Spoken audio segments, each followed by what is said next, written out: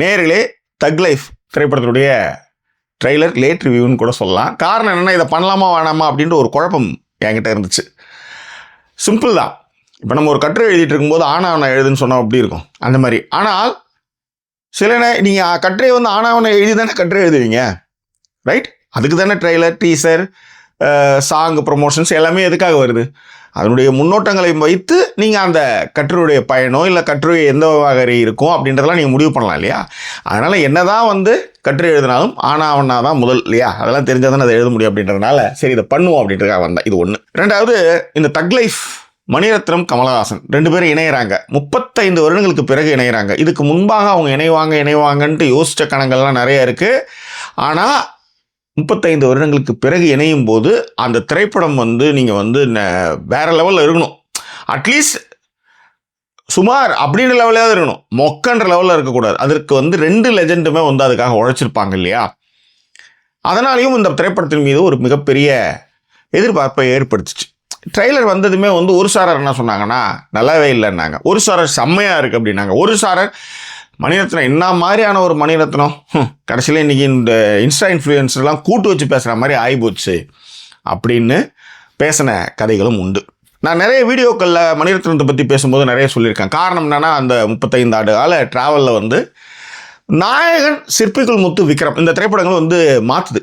ஏன்னா அதற்கு முன்பாக ரஜினி ரசிகனாக எல்லாரையும் பிடிச்சி சண்டெல்லாம் போட்டுக்கிட்டு ரஜினி தான் பெஸ்ட்லாம் சொல்லிட்டு இருக்கும்போது நாயகன், சிற்பிக்குள் முத்து, விக்ரம் இந்த படங்கள் வந்து மாற்றுது. ஒரு ஒரு புதுசாக இருக்குது. ஏன்னா முதல் முறையாக நாயகன் பார்க்கும்போது எனக்கு பிடிக்கல அந்த படம். என்னடா இது வயசான கேரக்டரில் அழுகிறாரு போகிறாருன்னும் போது, பட் அப்போல்லாம் வீடியோ கேசட்டும் டெக்கும் தான்.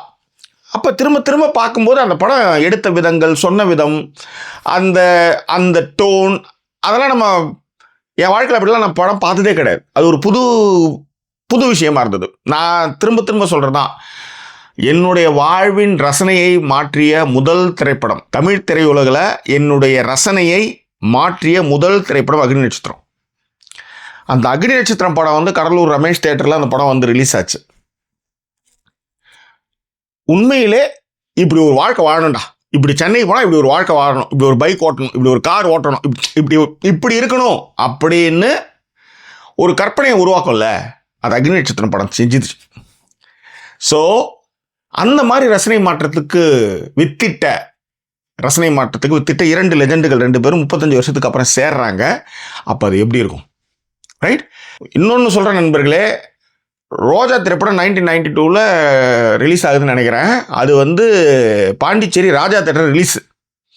அதுக்கு முன்பாக என்ன நினச்சாங்க, என்ன பண்ணாங்க ஒன்றுமே தெரியாது. ஏன்னா அப்போல்லாம் தினத்தந்தியில் வெள்ளி மலரில் வந்து இந்த திரைப்படத்துக்கு 7 ஹெலிகாப்டர்கள் பயன்படுத்தப்பட்டது, இந்த படத்துக்காக ஒரு மிகப்பெரிய மாளிகையை செட்டு போட்டு இடித்தார்கள்னா வந்து செய்திகள் வரும். ஆனால் மணிரத்னம் திரைப்படம் மட்டும் எப்பொழுது படத்தை எடுத்தாங்க, எப்போ வந்து பூசணிக்காய் உடைச்சாங்க, எப்போ வந்து படத்தை ஆரம்பித்தாங்க, ஒரு மயிரும் தெரியாது. ஆனால் திடீர்னு வந்து ஒரு ஸ்டில்லு கூட ரிலீஸ் ஆகுது. ஒரே ஒரு ஸ்டில்லு இப்படி இருக்கும், ஒரு லுக் கிடையவே கிடையாது.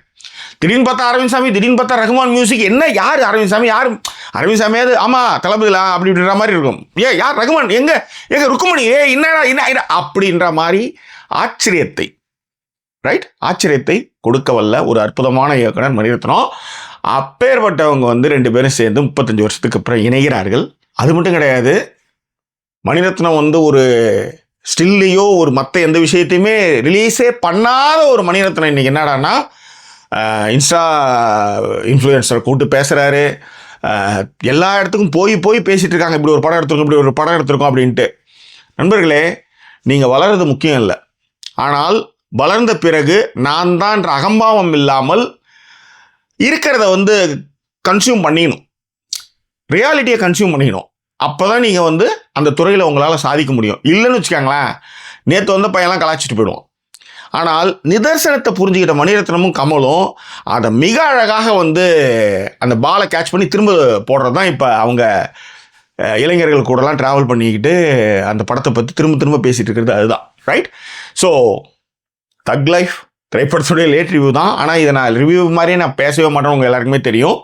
ஸோ இதனுடைய சுவாரஸ்யங்கள் தான் இன்னும் கொஞ்சம் விரிவாக பேச போகிறோம். அதற்கு முன்பாக இந்த தளத்தை இதுவரை சப்ஸ்கிரைப் பண்ணாதவங்க சப்ஸ்கிரைப் பண்ணுங்கள், லைக், கமெண்ட், ஷேர் பண்ணுங்கள். ஸோ விரிவான பார்வைக்கு ஸ்டே டியூன் வித் அஸ்.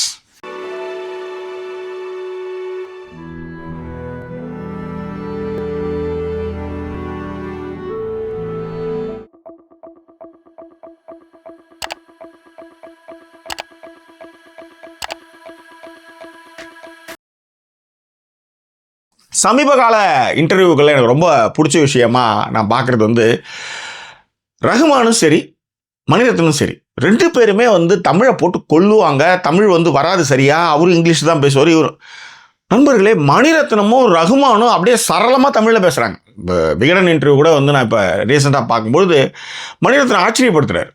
நல்லா அழகாக தமிழில் பேசுகிறார். ஹிந்தி தெரியாது அப்படின்னு சொல்கிறாரு. ஏன்னா கமல் தான் வந்து முதலாக மணிரத்னம் வந்து ஹிந்தி தெரியாது போடா அப்படின்னு நினைக்கிறேன் அப்படின்னாரு. இன்னி வரலையும் ஹிந்தியில் சொல்லுங்க கூட இல்லை, எனக்கு சப்டைட்டில் தான் தெரியும், நான் பேசலை. இத்தனைக்கும் வந்து அவர் ஏதோ இது சிஏ வந்து இதில் படித்தார்னு நினைக்கிறேன், டெல்லியில் படித்தார்னு நினைக்கிறேன். ஸோ அந்த மாதிரி டெல்லியில் இருந்தாலும் கூட அவருக்கு வந்து டெல்லி பாம்பே, ரோஜா அந்த மாதிரி படங்கள்லாம் இயக்கினாலும் கூட, பாம்பே வந்து பாம்பே, குரு மாதிரி படங்கள்லாம் இயக்கினாலும் கூட அவர் வந்து ஹிந்தி வந்து நான் பேச மாட்டேன், ஹிந்தி எனக்கு தெரியாது அப்படின்னு சொல்கிறார். இது நடிப்பாக கிடிப்பான சில நேரத்தில் இப்போ உதாரணத்துக்கு நம்ம எவ்வளோ இங்கிலீஷ் படம் பார்க்குறோம், நிறைய இங்கிலீஷ் தேவையான ஒரு இடத்துக்கு வந்து கூட இன்னும் கூட சரளமாக என்கிட்ட இங்கிலீஷ் வரல, அது நடிப்புன்னு சொல்ல முடியாது. அதன்மாரி ஒரு ஒவ்வாமை தேவைப்படும் போது நான் கற்றுக்கிறேன் அப்படின்றது தான். ஓகேவா? ஸோ அந்த மாதிரி தான். ஆனால் 2 பேருமே சமீப காலங்களில் ரஹ்மானும் சரி மணிரத்னமும் சரி ரொம்ப இயல்பாக உரையாடுகிறார்கள். கமலே பார்த்தீங்கன்னா அந்த காலத்தில் நாங்கள் என்று ஆரம்பித்த பொழுது அப்படி அந்த மாதிரியான விஷயங்கள்லாம் எல்லாமே ரொம்ப இயல்பாக அவருடைய பேச்சு வழக்கு வந்து இருந்தது. எனக்கு தெரிஞ்சு பிக் பாஸ்லேருந்தே கொஞ்சம் மாறிட்டாருன்னு நான் நினைக்கிறேன். Think so, right? எனிவே, இப்போ இந்த படத்தை பற்றி பேசுவோம். நாயகன் வந்து சக்திவேல் அவருடைய பயோகிராஃபிகள், அவ்வளோதான், ரைட்? ஆனால் இந்த திரைப்படம் தக் லைஃப் வந்து அந்த சக்திவேலுடைய இன்னர் தாட், அது வந்து பயோகிராஃபிக்கல்னால் வெளியிலேருந்து பார்க்குற ஒரு பார்வை, ஆனால் இன்னர் தாட்னு ஒன்று இருக்குல்ல, சக்திவேல் கேரக்டருடைய ரங்கராய சக்திவேலா, ஆமாம், அவருடைய இன்னர் தாட்டை பேசுது இந்த படம் அப்படின்ட்டு மணிரத்னம் இந்த படத்தை பற்றி பேசியிருக்கார், ரைட்? ஸோ விக்ரம் படம் என்ன மாதிரியான கதை? ஒருத்தவன் இல்லவே இல்லை அப்படின் போது வந்தால் எப்படி இருக்கும்? பாஷா கதை மாதிரி தான், விக்ரம் கதை மாதிரி தான். அதே மாதிரி தான் இந்த திரைப்படமும். ஒருத்தவனை வந்து, அதாவது காப்பாற்றின ஒருத்தவனை, தத்தெடுத்து வளர்த்த பையனே வந்து சாவடிக்கிறான். சாவடிச்சதுக்கு பிறகு ஆனால் அவன் ஏதோ ஒரு ரூபத்தில் வந்து திரும்பவும் அவன் பழி வாங்குறான். இதுதான் இந்த தக் லைஃப் படத்தினுடைய ஒன்லைனாக இருக்குன்னு என்னுடைய அசம்ஷன். காரணம் என்னன்னா, நீங்கள் இந்த பாயிண்ட்டாக எடுத்து வச்சு பேசுறதுனால ஒன்றும் கிடையாது. உங்களை ஏமாற்றுவதற்காகத்தான் ட்ரெய்லரோ டீசரோ எல்லாமே. காந்திமதி வந்து கிருஷ்ணா கூட விக்கு வச்சுட்டு வருதுன்னா ஏன் வரக்கூடாது அவங்க? அதெல்லாம் வந்து ஒரு, அதை என்ன சொல்கிறது, நக்கலாக பேசப்பட்டதுன்னு வச்சுக்கோங்களேன். ஏன் கமல் வந்து இன்னமும் வந்து ஹீரோயினும் நடிக்கலாம், ஏன் காந்திமதி விக்கு வச்சுட்டு வரக்கூடாது? எனக்கு புரியல எனக்கு, ரைட்? ஆனால் பொது புத்தியில் நம்ம வந்து ஏற்கனவே நம்ம இவ்வளோ பேசுகிறோம் இல்லை, பொது புத்தியில் பார்த்து அப்படின்ற மாதிரி இருக்கும். ஆனால் நீங்கள் அதை வந்து ஃபஸ்ட்டு உங்களுக்கு அந்த இன்னர் தாட்டில் மற்றவங்களாம் சொன்னது உங்கள் மைண்டில் இருந்தாலும் அதை அழிச்சிட்டு இப்படி யோசிக்கணும் அப்படின்றது தான் நான் அந்த ஃப்ரேமில் பார்த்த ஒரு விஷயமா நான் பார்க்குறேன், ரைட்? எல்லாத்தோட இந்த படம் வந்து 35 வருஷத்துக்கு பிறகு இணையிறாங்க. அந்த டைம் வந்து கமலும் சரி மணிரத்னமும் சரி பீக்கில் இருந்தாங்க. 2 பேருமே 30s இருந்தாங்க. கமல் வந்து 60 வயசு கேரக்டர் வந்து பண்ணார், வயசானவராக நடித்தார். இப்போ 60 வயசில் இருக்கிறாங்க, 30 வயசு கேரக்டரை கமல் வந்து பண்ணியிருக்காரு. அந்த லுக்கு கூட ரொம்ப நல்லா இருந்தது. பையனோட அந்த பரியல் இதில் வந்து மண்ணு தள்ளுற அந்த சீன் வந்து டிஐயில் பண்ணி கொஞ்சம் நல்லாவே இருந்தது. ஏன்னா சான்ஸே கிடையாது. சத்யா லுக்கு, நிறைய ஜாப்பனீஸ் விஷயங்கள் அதெல்லாம் எடுத்து வந்து உள்ளார அக்கிரா குரோசோவான்ட்டு நிறைய விஷயங்கள் எடுத்து வந்து இன்க்ளூட் பண்ணியிருக்காங்க. பட் எனிவே அந்த 30, 60, இப்போ 60ல் வந்து, ஏன்னா 30ல் கூட நீங்கள் வந்து இளம் ரத்தம் பரீட்சார்த்த முயற்சியெல்லாம் பண்ணுவீங்க. பட் 60ல் வந்து நீங்கள் என்னென்னா ஆரம்பரம் ஒரு விஷயத்தை ரசிக்கிறதுன்னு ஒன்று இருக்குல்ல. உண்மையான வாழ்க்கை என்பது 40க்கு பிறகு தொடங்குகிறதுன்னு ஒரு ப்ராவர்ப் ஒன்று இருக்குது. அந்த மாதிரி நீங்கள் 40க்கு பிறகு தான் வந்து அதை அணுவாக ரசிக்கிறதுன்னுப்பாங்கல்ல, ஒரு கலையை அணுவாக ரசிக்கிறதுன்ட்டு. அந்த மாதிரி எனக்கு தெரிஞ்சு கமலும் மணிரத்னமும் அப்படி இணைஞ்சிருப்பாங்க. ஏனென்றால் இந்த படத்துலேருந்து உலகநாயகன் அப்படின்லாம் எனக்கு வந்து அதுக்கு முன்னாடி சொன்னார் நினைக்கிறேன். உலகநாயகன்லாம் வேணாம் அப்படின் போது இந்த பக்கம் டமால் விண்வெளி நாயகா அப்படின்ற மாதிரியான விஷயங்கள்லாம் பண்ணுறாங்க. ஸோ மிகுந்த சுவாரஸ்யங்கள் கொடுத்தது. அதுவும் இல்லாத சின்ன சின்ன ரீல்ஸில் வந்து அங்கங்கே கிளிப்ஸ்லாம் வரும்போது ரஹ்மான் வந்து இந்த படத்துக்கான உழைத்த விஷயங்கள், ஏன்னா அவர் வந்து ஒரு சின்னதாக ஒரு விஷயம் ஒன்று பண்ணும்போது படத்துடைய கதையே மாறிப்போச்சு அப்படின்றதாக இருக்கட்டும். இந்த திரைப்படத்தினுடைய கதை, அதாவது திடீர்னு வந்து தக் லைஃப் வரல, ரொம்ப நாள் ட்ராவல் பண்ணிட்டு வந்தோம் நானும் கமலும், அதுக்கான ஒரு விஷயம் ஒன்று வந்துட்டு இருந்து. அதே மாதிரி நான் ஒரு கதை கொடுக்கும்போது அது வந்து செம்ம எக்ஸ்பென்சிவ் ஆனதுனால நாங்கள் அதை அப்படியே தூக்கி வச்சுட்டு இன்னொரு வாட்டி பண்ணிக்குவோம் அப்படின்னு சொல்லிட்டு நாங்கள் டக்குன்னு இதுக்கு வந்துட்டோம். இது கூட கமல் ஒரு ஸ்கிரிப்ட் கொடுத்தா அதுலேருந்து ஒரு ஸ்பார்க்கில் தான் நாங்கள் இந்த படத்தை வந்து பண்ணுறோம் அப்படின்னு சொன்னது மட்டும் கிடையாது, இந்த தக் லைஃப்ன்ற அந்த ஜென் இசட்டா அந்த மாதிரியான ஒரு விஷயத்துக்கே வந்து அவர் தான் வந்து தக் லைஃப் வந்து டைட்டிலே கொடுத்தாரு அப்படின்றதையும் மணிரத்னம் இன்டர்வியூ மூலமாக நமக்கு வந்து புரியுது. எனக்கு தெரிஞ்சு துல்கர் தான் ஃபர்ஸ்ட் அப்ரோச் பண்ணியிருப்பாங்க. அதன் பிறகு வந்து சிம்பு வந்திருந்தார். ஸோ சிம்பு வந்து மிரட்டியிருக்கார். உண்மையிலே ரங்கராய சக்திவேல் அந்த கத்திர இடங்களாக இருக்கட்டும், ஒரு டானுக்குள்ளே என்னெல்லாம் வரும், அதிகார போட்டி நடக்கும், அதுதான் வந்து தக் லைஃபோட கதைன்னு வச்சுக்காங்களேன். ஸோ அதில் வந்து ஒரு கட்டத்தில் வந்து வளர்ந்தவனே கூர்த்திட்டி பார்க்குற மாதிரியா இருந்தால் அவன் வந்து பாடம் கற்றுக் கொடுக்குற மாதிரி தான் இந்த கதை அமைப்பு இருக்கணும். ஆனால் இந்த படத்துக்கு வந்து காஸ்டிங்ஸ் இருக்குல்ல, அது அவ்வளோ சூப்பராக இருக்குது. ஜோஜு ஜார்ஜு, அசோக் செல்வன், ஐஸ்வர்யா லக்ஷ்மி, த்ரிஷா, அபிராமி, ஏங்க இவங்கெல்லாம் முன்னாடி சொல்லிட்டு அவங்க பேரை பின்னாடி சொல்கிறீங்கல்ல, அவங்கெல்லாம் டைட்டிலே வந்துடுறாங்க. ஸோ த்ரிஷா, அபிராமி எல்லாம். பட் இவங்கெல்லாம் இதில் வந்து பங்கு பெற்றிருக்காங்க. நாசர் பங்கு பெற்றிருக்காரு. ஸோ வழக்கம் மாதிரி எப்பயுமே வந்து ஒரு மிஷனுக்கு போகிறதுக்கு முன்னாடி கமல் அவர்கள் வந்து உதட்டுக்கு வந்து ஒரு மிஷன் கொடுப்பாரு. அது வந்து இந்த படத்துலேயும் வந்து அபிராமிக்கும் சரி, த்ரிஷா அது இன்னும் காமிக்கல, பட் சர்ப்ரைஸ் இருக்கும். ஆனால் த்ரிஷா வந்து இதில் வந்து நடிக்க வச்சதே வந்து அவங்க அந்த கேரக்டர் பண்ணுவாங்களா மாட்டாங்களான்னு கொஞ்சம் யோசிச்சு தான் வந்து அந்த கேரக்டர் நீ செய்கிறியா அப்படின்னு கேட்டு தான் மணிரத்னம் வந்து த்ரிஷா வந்து உள்ளார எடுத்து வந்திருக்காங்க. ஸோ ட்ரெய்லர் பார்க்கும்போது ரொம்ப எனர்ஜெட்டிக்காகவே இருக்குன்னு வச்சுக்காங்களேன். ஆக்ஷன் அன்பறிவு பண்ணியிருக்காங்க. அவங்க அடுத்த படமும் பண்ணுறாங்க. அதேமாதிரி ரவிகே சந்திரன் வந்து இந்த திரைப்படத்திற்கான சினிமோட்டோகிராஃபி அவர் தான் பண்ணுறாரு. நிறைய ஃப்ரேம்ஸ் ரொம்ப நல்லாவே இருந்தது.